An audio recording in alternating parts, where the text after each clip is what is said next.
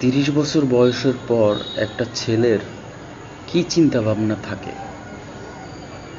তার ইচ্ছে করে না চায়ের দোকানে বসে ক্যারাম বোর্ড খেলতে, চায়ের দোকানে বসে 2-5 জনের সাথে কথা বলতে।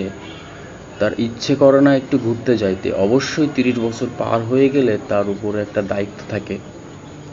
দায়িত্বটা অন্য কারোর, তার স্ত্রী, তার বাপ মা, সবার দায়িত্ব সেই ছেলেটার বহন করতে হয়।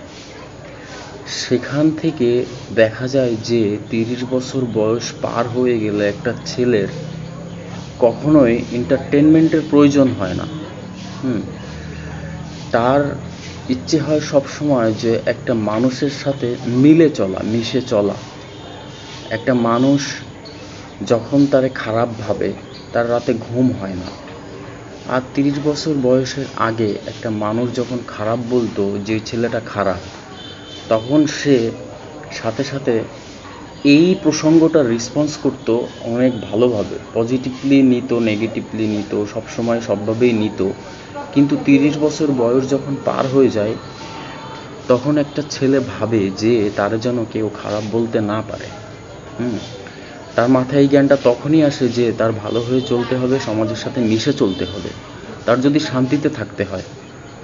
সো কথাগুলো এই জন্যে বললাম, যাদের 30 বছর বয়স পার হয়ে গেছে, যারা সংসারের দায়িত্ব নিয়েছে, তারা জিনিসটা বুঝতে পারতেছে।